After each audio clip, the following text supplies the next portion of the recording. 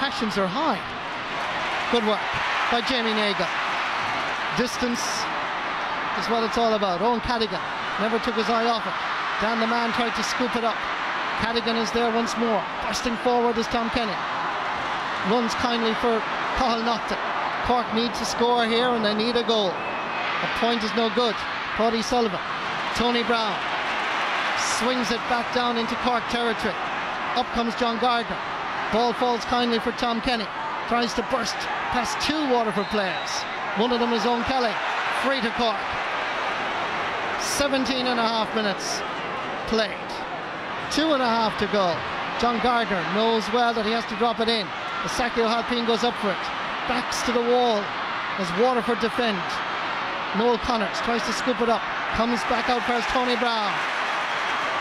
Flicks it down that right wing, down towards Maurice Shanahan. One here by Brian Murphy.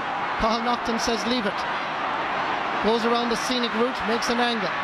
Happy perhaps to drop this one in again towards Isaki. Not a great ball to the left of the post. Great fielding by Tony Brown. Nowhere to go. Hand passed outside. Comes out for his Declan Prendergast and he relieves the pressure. Tom Kenny says leave it, which Ray Ryan does. Sideline ball for Cork. Davy Fitzgerald anxious, tense along the sideline. Well won by Michael Cusson. This is a far better ball. Here comes Isaki. Needed to get it first time. Jamie Nagle, Tony Brown there. Nagle takes control. Whips it down the middle. Nobody there in a white jersey. Ray Ryan is there. Flicks it forward for Cathal Naughton. Not a great ball. Has to control it, turn. Drops this in again. It's a poor quality. Should be easy for Brick Walsh. Lays it out just a little bit. Out for his own Kelly. He's the left half forward and look where he is. Playing almost right corner back. Down towards Dan Shanahan. Tom Kenny. Lovely control. Slipper now in hand. Hand passes it across to Brian Murphy. Lovely little dummy. Referee blows his whistle. Free to Cork. And Owen McGrath, indeed, name is going to be mentioned. Mike. Yeah, I just think Waterford obviously got very defensive. They're all behind the ball, and they're putting themselves under fierce pressure. They've nobody left up the field to win the ball in the half-forward line, and it's a dangerous way to be playing. But this is more than likely the last chance Cork are going to have. Less than 30 seconds to go. 1 minute of additional time. The atmosphere around Semple Stadium is as good as a Sunday afternoon. It's 9:20. Well, you have the real supporters here, Marty. That's why. Dropping in, it's gone again to the left. It needed to be around the goalpost. Out comes Tony Brown to control it before it goes over the end line. Whipped down the field again, down towards Dan Shanahan, out over the sideline. Sideline ball for Cork. 20 minutes have been played. We're into injury time in the second period of extra time. What can Cork do? Can they produce something from this sideline? Is the Munster Championship Cup, is the Munster title going to Waterford for the 9th time? Owen McGrath is back there. Hooked this time by Michael Cusson. Can he do something? Here's Naughton. Has to be lobbed in. It's the last parade. Niall McCarthy, they're working in. Naughton with the shot. Blocked this time. And out over the sideline for another line ball for Cork. The rain is pouring down. The Waterford subs and mentors, everybody is along the sideline. They can hardly watch. The referee has blown his whistle. But there's a Cork man down injured. No, Waterford man, is it? I think it could be Tony Brown, yeah. It is. He dived in there full length over Cathal Naughton, probably got hit with the ball, I'd say. Seems to have a red mark, some blood there in his arm as well. Yeah, he was very brave. I might get a chance to look at it again here. You just see the ball come into Cathal Naughton. Watch Tony Brown. Ball hit him straight into the face there, yeah.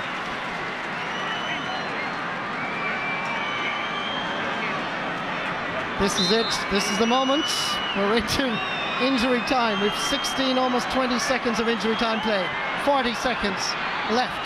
Ben O'Connor floats it in. Who can get there? Whipped away. Down the field again. The referee blows the full-time whistle. And Waterford are Munster champions. Dan the man is the hero.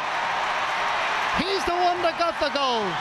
Last Sunday was Tony Brown at 37 years of age that got the equaliser that forced the replay.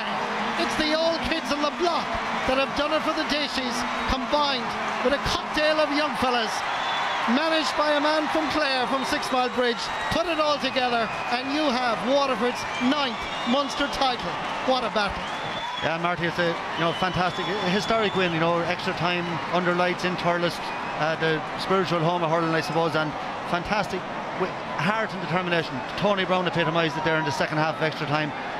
Brick Walsh, players like that, absolutely outstanding. And how ironic that Dan Shanahan, the man who scored so many goals here against Cork and in Munster finals, gets the winning goal. And fantastic, well done to Waterford, and be tough for Cork next Sunday now to come back.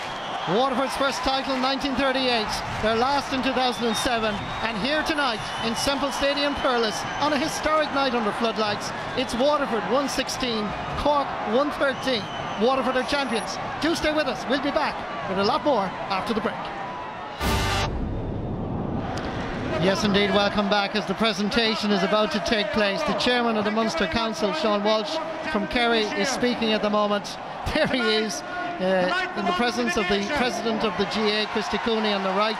Disappointed, I know, as a Yall man, but I'm sure we'll congratulate his neighbours from across the bridge and say well done to Waterford, because this was a wonderful Munster final, particularly second half. First half not so great, but the second minute of the second period of extra time belongs to Dan Shanahan, who scored the crucial goal.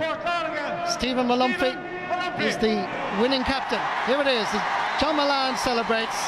Sean Kelly, Munster Council Chairman, presents the Munster Trophy to Stephen Malumphey. Listen to the cheer as Waterford are declared Munster hurling champions for the 9th time.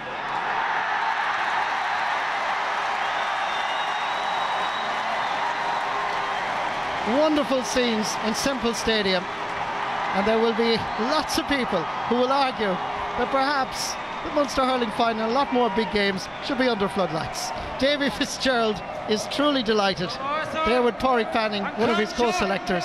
A historic night for the Dacians.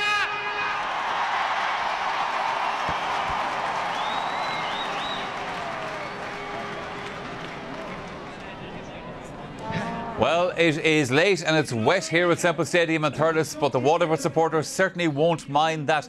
The trophy is with Stephen Malumphey and the Waterford team here this evening. Let's get a word from the panel. Cyril, it was always going to be a dramatic finish, and it was. Yeah, and while the hurling at times, the intensity was very high, Michael. Even in the first half, and the boys are saying it wasn't brilliant, but the high intensity came into it. Waterford will be very happy tonight after winning that game.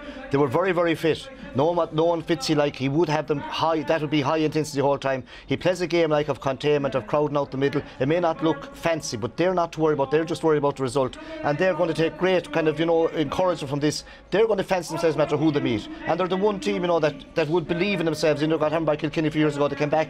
They'll get strength from this. It's tough on Cork to go out next Sunday. They produced a great game as well. And a few things just went wrong for them. But I suppose it was the goal that Waterford actually got that won the actual game for them. Tomás McCahey and Gerald Nan are here with me in the studio. We'll hear from them very shortly. We have a short break to take for us, but do stay with us for further reflection on Waterford's victory in this year's Munster hurling final replay. It's Dan the Man, and here in Thurles this evening, he is the man getting the score that clinched the Munster title for Waterford. Yeah, welcome back to the Saturday Game Live. Waterford indeed are the 2010 Munster hurling champions this evening here at Semple Stadium. After extra time, it finished. Waterford 1 goal and 16 points, Cork 1 goal and 13. Cyril Farr, Tomás McKay and Gerald Nan with me in the studio. Just time, lads, for a quick comment before we go off air. Tomás, hard look, you're beaten here. That's disappointing to lose the Munster final, but also the other worry is you now got to play next weekend again against possibly Antrim, possibly Offaly. Yeah, I suppose, Michael, when you go to extra time like that, you're going to be disappointed losing the Munster final as well. But I don't think Cork can have any complaints tonight.